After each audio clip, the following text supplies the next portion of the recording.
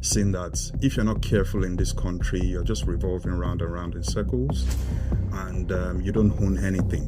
Whether you're on the lower rung of the ladder, maybe you're just hustling for basic needs. There are insurance, there are income protection insurance, there are health insurance, there is life insurance that can protect you. What am I saying in essence? There is no system that you are going to get to that will not have a limitation.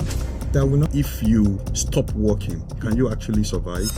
The traps are there. And what's a trap? You'll now be wondering, what is going on here? Why are my nephew, my niece, my uncles, my family are not getting a job when other nationals coming from other countries in the 1980s, I think 83 to be precise, during Shagari time. This particular thing that I'm saying, it happened, and that is what led to the Ghana Must Go. It forced the government to make an executive order that people, undocumented immigrants, should leave our country.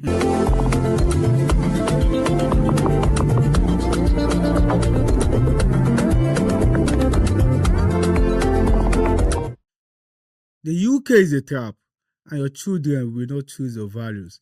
These are the words of Olabisi David, a man whose speech and preachings have traveled far and wide, with no serious requirement of visa restrictions. On today's episode of the Faloh Frequency, we'll be diving into a very interesting and controversial topic: the UK is a trap.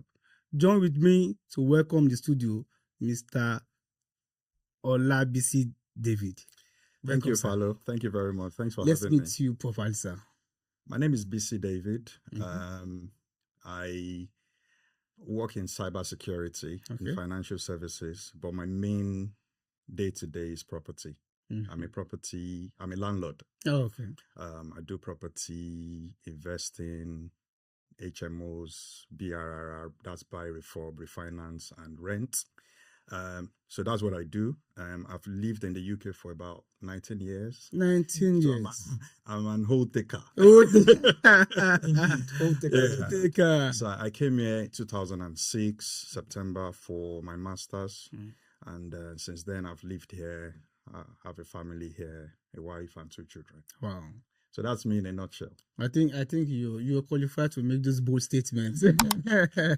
And with me in the studio, we have a man who is used to the game already. He's been here, and we're bringing him back based on popular demand. Ogbeni Moyo. Good evening, everybody. My name is Timileyin Michael Shomoye. So everybody know me as Ogbeni Moyo.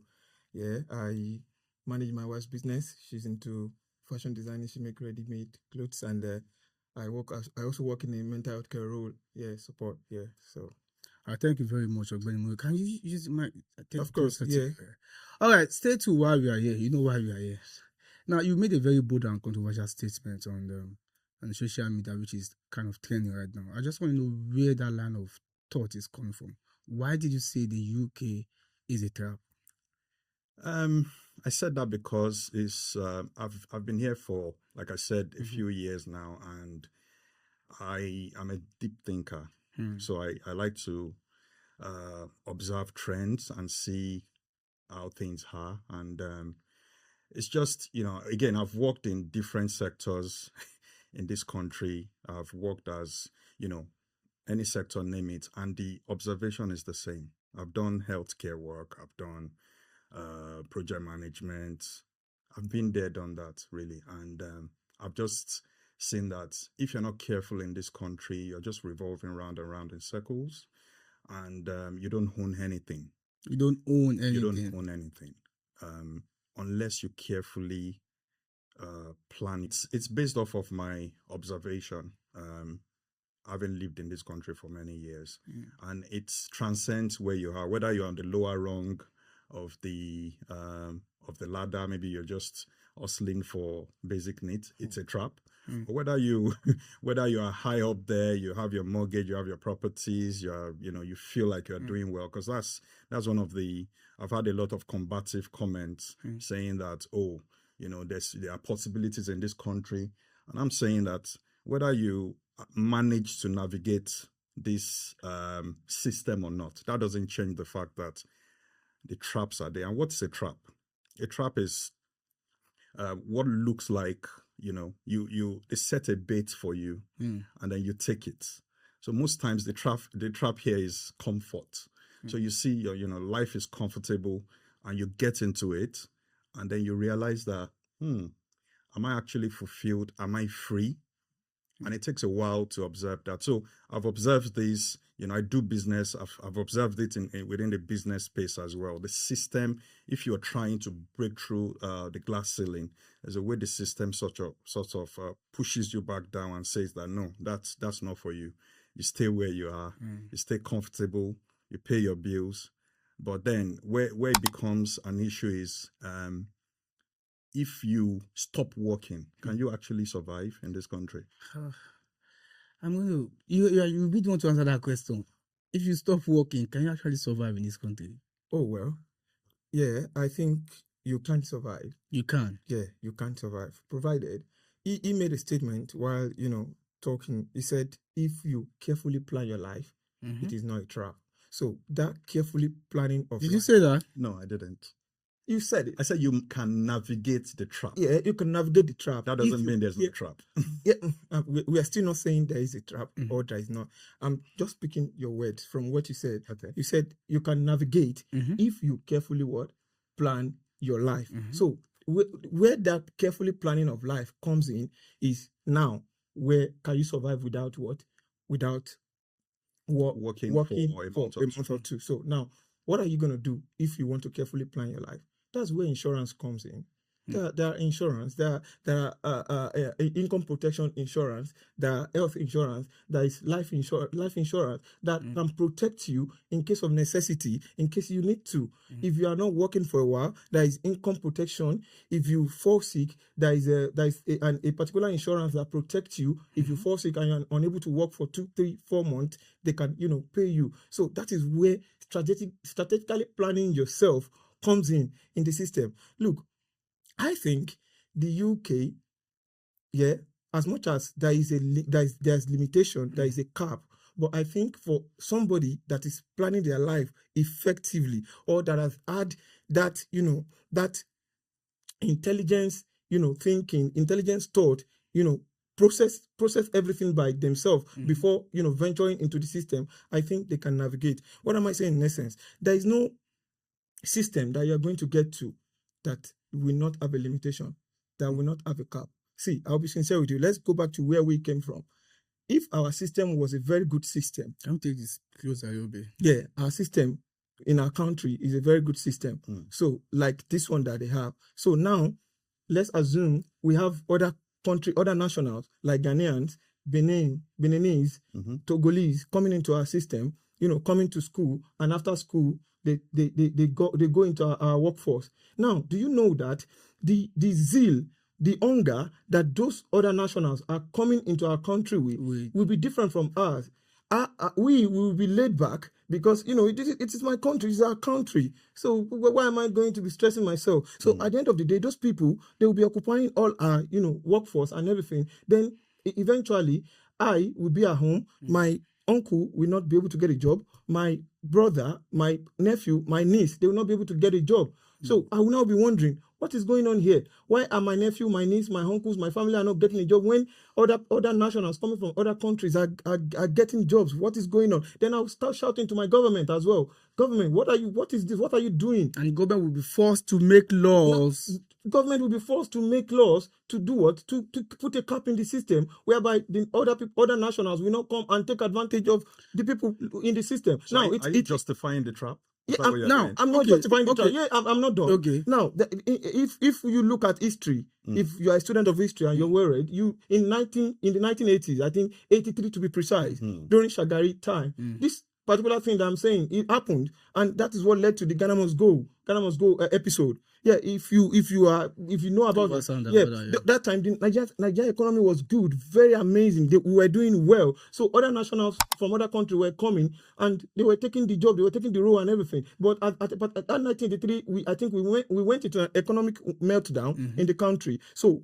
people were unable to get a job. So people started shouting, what is going on? Why are these people in our country? So it forced the government to make an executive order that people, undocumented immigrants should leave our country. So the same thing is happening here. So you cannot come into another person's country and be telling them how to live their life or how to run their system. If our country, our own system is as good as this as well, I'm very sure it will be like this. And for any country to be doing effectively well, they have to run it like this. I'm not saying all, but at least you have to be able to put some cap, put some limitations for other nationals, immigrants trying to come in to take advantage of the benefit in your system. Okay, Ogbeni Moyo, so I want to come back to what you said, limitation cap. Now, I would rather use the word moderation. And I believe that, freedom without moderation is tantamount to bondage. Yeah. Now, let's look at it from this angle. When you say the UK is a trap, there's a cap, there's a limit. Are you not, is it that you're not okay with the laws that are putting moderations to your free will as human? No, not at all. Okay. So I broke down my UK is a Trap series into different segments or sections. And I think you're only focusing on one aspect. I think we're almost on part 10. No. Which talks about the life of an immigrant. That's what you're focusing on. Are you focusing on? This is just the beginning of the podcast. Okay, I mean, we'll touch everything. So we'll touch on everything. You just speak from many of these angles. Okay. We'll speak on it. So you're speaking about immigration, which I get it to a degree. However, I made a point about I made a post about the COS trap, which is when this country was just after COVID. This country was struggling. You had the education system was struggling. There was no funding in educational system, so they needed international students, and they went on a massive recruitment campaign. Went to Southeast Asia, went to Africa, went to Nigeria, Ghana, and they brought people in, gave them incentives. They needed healthcare workers just after the COVID as well. All the issues that happened. So they brought these people in, giving them, making promises, giving them incentives. Well, we can argue, we can debate, we can have a debate about the promises, but there's a pathway, a clear pathway to, I'm coming here, I'm coming there to settle. And then, this, what they did was based off of the migration, I've forgotten what they're called now, Migration Select Committee that advises the government on anything immigration, So it's not just, they didn't just act without advice, So they've done that. People are now here. Just anytime anything, the country is going through maybe a bit of struggle, the focus is then on the immigrants. But these guys are, they've paid a lot of money into the workforce. They pay a lot of money into the system, the IHS fees, the visa renewal fees, and all of that. And you needed them at that time. Now they've come, they've stabilized the economy. Suddenly, you change the goalpost, you move the goalpost. I think that's unfair. And I think that you've set a trap for them. So it's quite different from, if we look at the wave, what's currently happening, it's not fair. And that's my point here in terms of the immigration. But there are a lot of other things that affect everybody across the board. So this is it. Whether or not you're an immigrant. To make this commercial very interesting, we will take it from post to post. Okay. Now you just mentioned something very, very interesting about the immigrants, how they were able to recruit international students from all over the world. I actually agree with that. But Moyo, do you think there's any part of the agreement or what the government is doing now that shouldn't probably affect people that came here based on an agreement? I mean, when we were coming, even if it's not like a solidified agreement, there's something in your gentleman head. agreement. Yeah, a gentleman agreement. Do you think the government drifting or trying to make, In all honesty, they are trying to, shift the goalposts and drift and everything. But at the same time, the Yorubas will say, Ilela Nwo Kato Somo Loruko. That is, you look at how your home is before you make a decision of what to name how to name your child.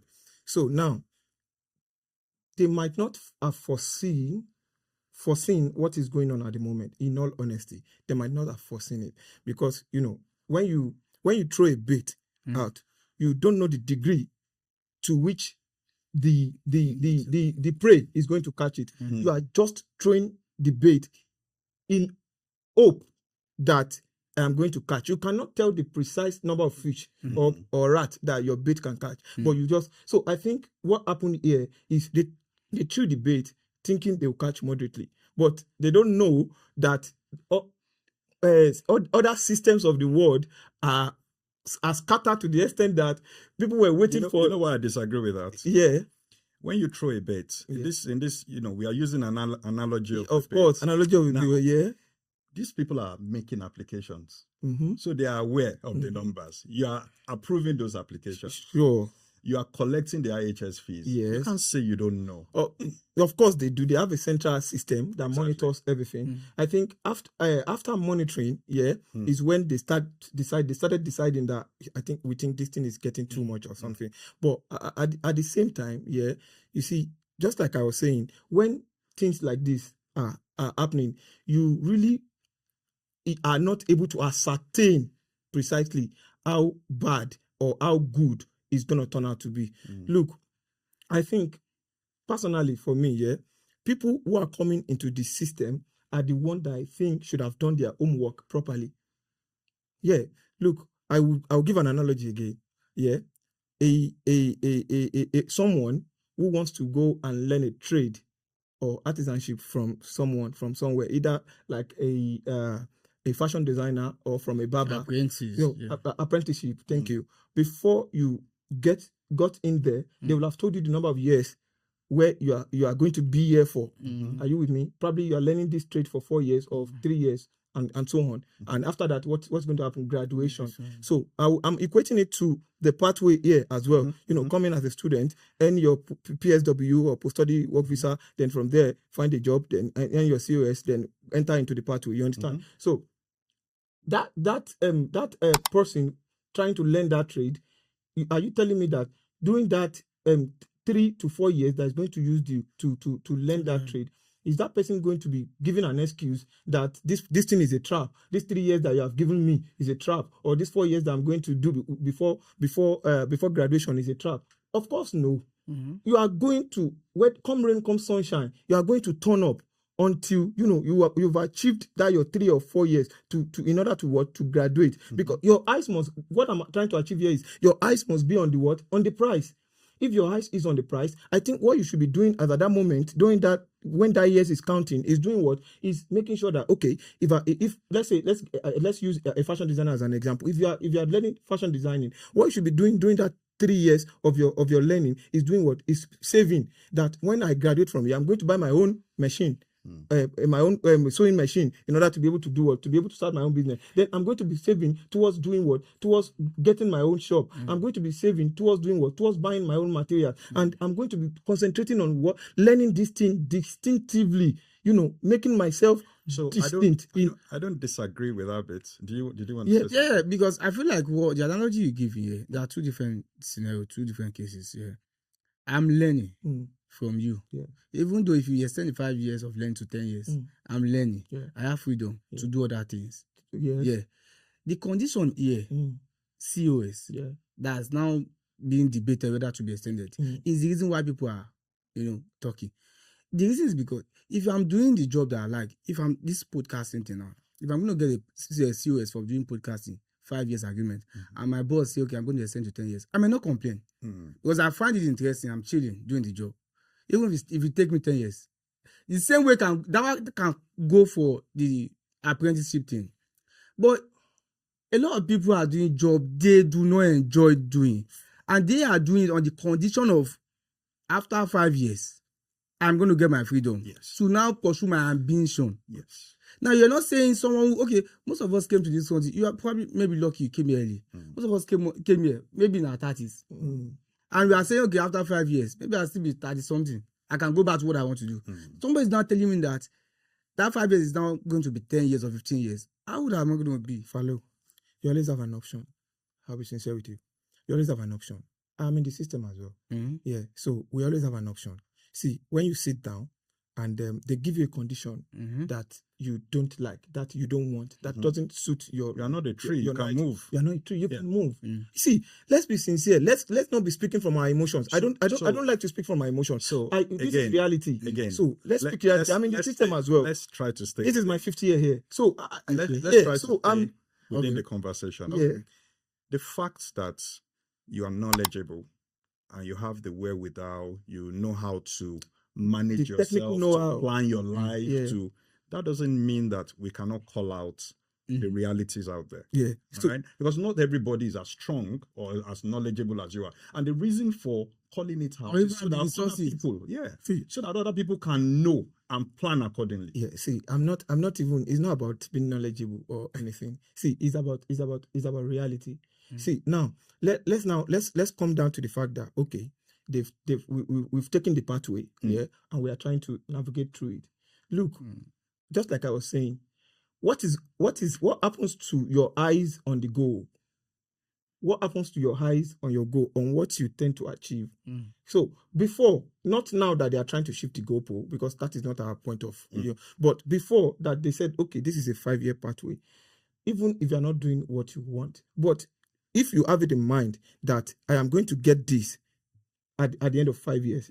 So if I get this at the end of 5 years, what do you want to do at the end of that 5 years? Are you preparing it already? Are you getting set to establish yourself at the end of that? Yes, I know that what you are doing right now is not what you want. The role you are, the career path you are right now is not what you desire. But just based on conditions. So now condition make a fish bend. You are bending, but at the same time as you are bending, are you adding value to yourself? Are you upskilling? Are you upgrading? Because what I know that is making people complain more is because a lot of people are feeling miserable in that role that they are. But if I find myself in this room for and they said I'm grounded here for a week, I must find a way to make this room. Faloh made a point earlier though. Conducive for myself. People, I agree with you, and that is one of the if you find yourself in a situation, you have to find a way. This is why we are a man. You have but that doesn't change the fact that there's a situation.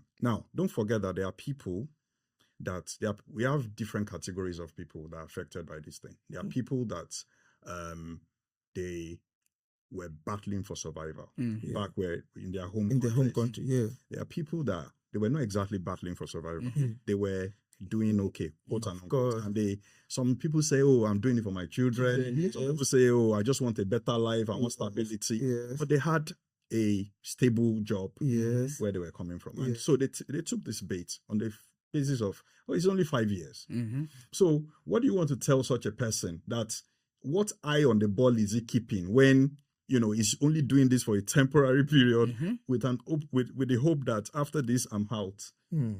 You see, so for the solution you are preferring would work for somebody that I just want to escape. And trust me, the reason why a lot of people came to the UK is because if 5 years is still a good number of years to sacrifice, a good sacrifice to give to just get what they want. And 5 years now getting, it's becoming uncertain, and that it's not been passed into law. But I wanted to go there. It's not been passed into law. They're still going to be, deliberating. And they put out what's it called for everyone to sign. So that I don't think it would go. Well, whether it is, but I don't think they are gonna be able to achieve it too. So let's go back to the UK being a trap. Now, how does this UK? How do you think the UK affects your ambition or identity? Like when you come to the UK with a lot of ambition, you set your goals high, and you came here. Do you think it really changes who you are? Or I think you've asked two questions: identity and ambition. In terms of ambition, I'm going to talk based on my experience and what I've seen, with different people. In reality, I think there's a way the system is and the way they've structured their institutions such that when you are gunning for the top, when you say that you want more, say for example, you work in 9 to 5, whatever industry, and you say you want to go into senior management, they tax you more. Why do they tax you more? because you are going. It's like they are punishing you for being ambitious. And so what happens with that? When somebody that is earning 70K knows that the tax differential between, what he's paying in taxes versus somebody earning 100K, you just think it's not worth it. I don't need to push for more because there's no reward for my labor. So it's not, so when I say a trap it's not like anybody's physically stopping you. Nobody's stopping you, but the system sort of nudges you to not, you just wonder, what's the point? So you kind of stay comfortable. It doesn't encourage ambition. Whereas there are other systems that encourage people to aspire for more. That's it on a, if you're a professional, you're in 9 to 5. Now let's talk about business. You want to do business. I do property. And if you know the amount of red tape, blockers, legislation or regulations that they put in place just to discourage people from being landlords. It took a while to observe this. So I'll give you an example. And I said this in one of my posts or videos. If you don't pay council tax in this country, it takes them 2 to 3 weeks to take you to court. Well, 2 weeks. Yeah. Within 2 weeks, you get a letter in the post that to take you to court. You're owing yours, and they were going. If you don't pay or if you don't call us, you're going to court. Yeah, true. They will come to they will threaten that they will come to your house, and that's another thing that I've not mentioned before, but it's worth mentioning now. Why is that letter system? Why do they send letters to your house? Do you know the amount of trepidation that you feel when you see a brown letter, that letter that it comes? Why not send email? But that's my view. I think it's a tool to just... you can, deny not seeing receiving. Let's leave that. That's an aside. That's an aside. But now, if you have a tenant and your tenant refuses to pay rent, do you know how long it takes you to evict that tenant?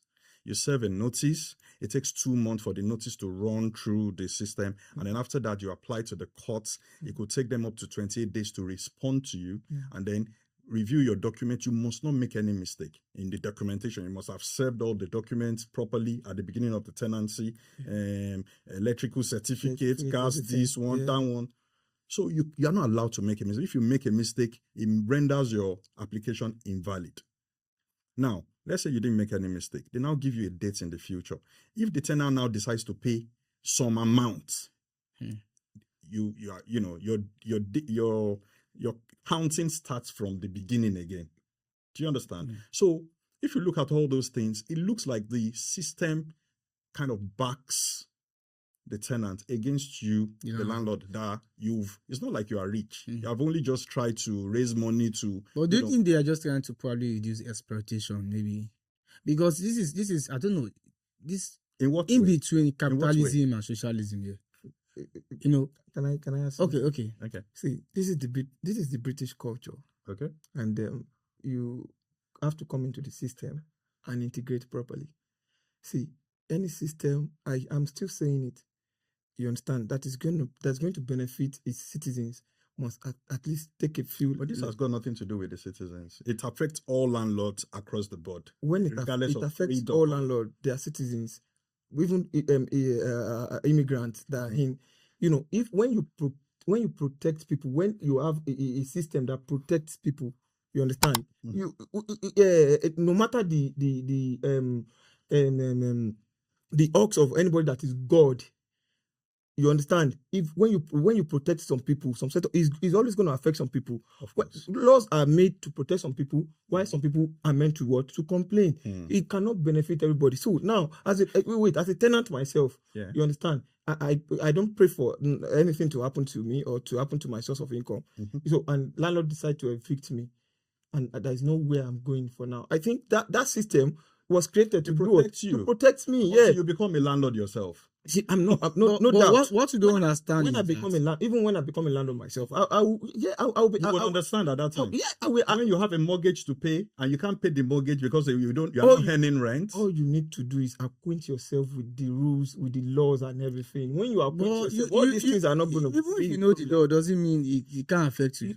You don't get what I'm trying to say. Acquaint yourself with the laws that govern everything you are doing. How does that protect you in this case? How does it? If you already know now as a landlord landlord. So I that think the you only way want to your protest, eviction- don't be a landlord. if- Is that what you are saying? I'm not saying don't be a landlord. Mhm. If you want to, you already know How do you that. protect yourself? If Tell me. this is what I'm explaining. Okay. If you want, before you can evict your tenant, you know the process that it takes. Mhm. Yeah. So why don't you protect yourself? Probably by insurance or by you to make sure that you're working in order to do what you.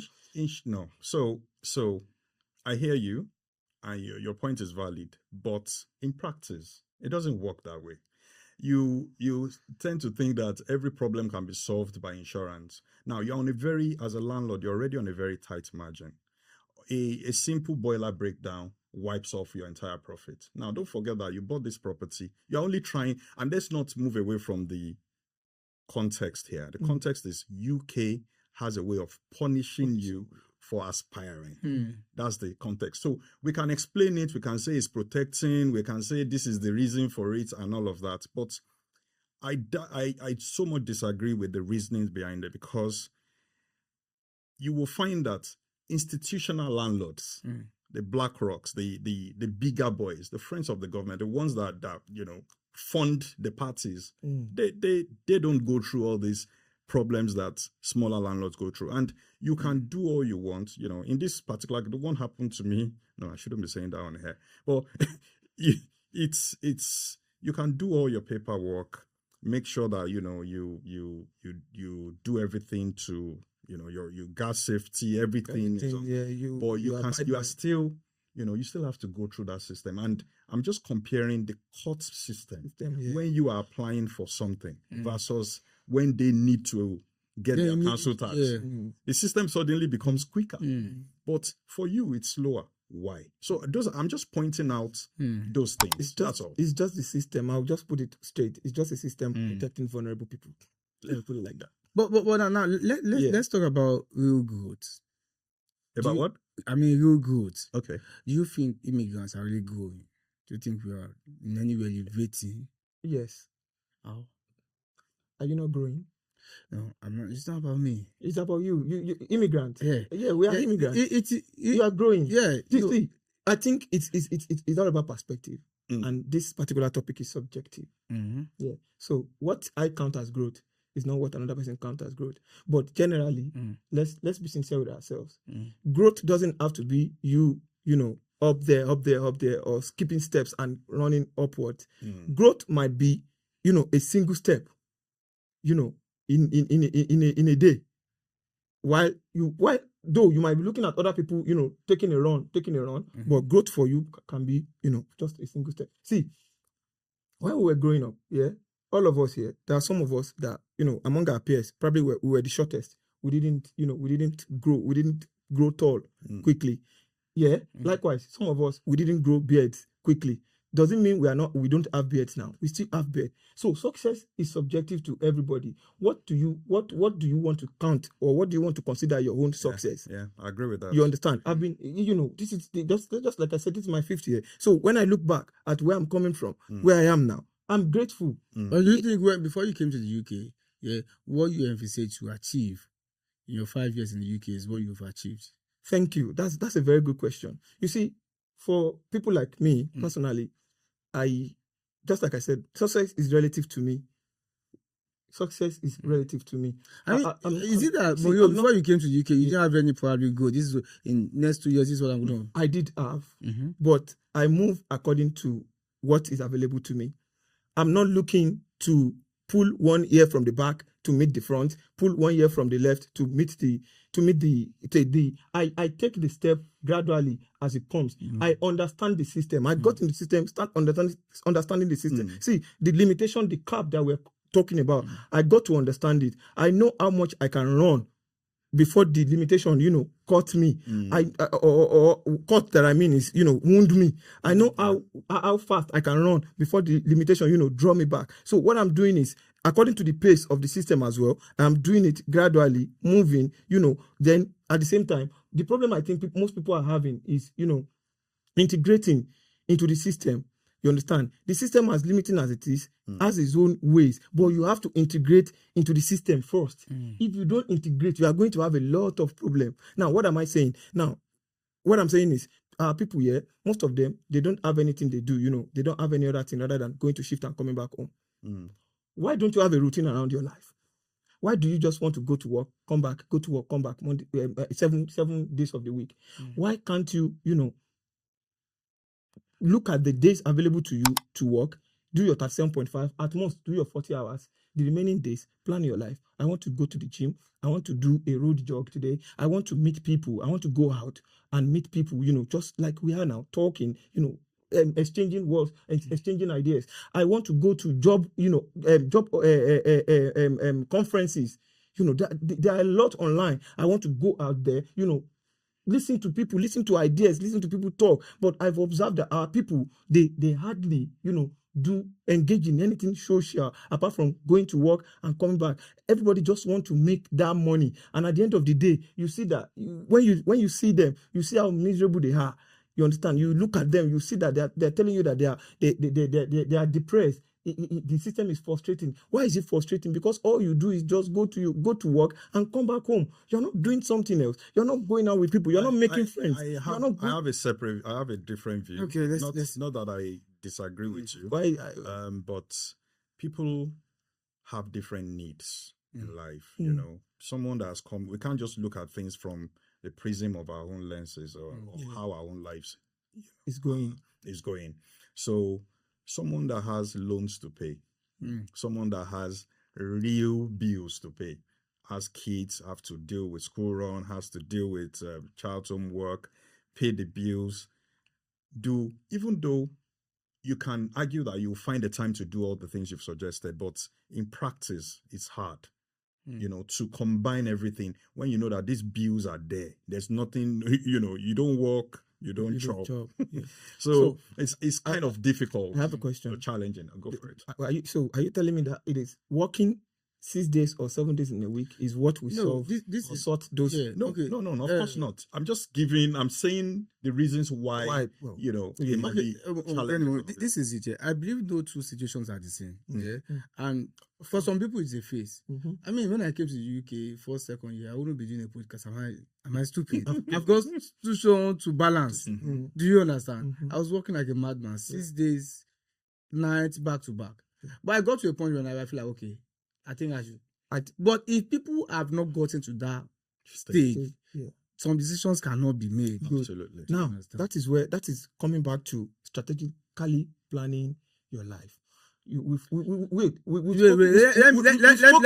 remind you something. Like I said, there are no two situations are the same. Someone who came here with a dependent as a backup. Someone who came here alone is on his own, one-man soldier. Yes. They will be making two different decisions. And decisions at the same time. Yeah. Now, this is still what I wanted to say.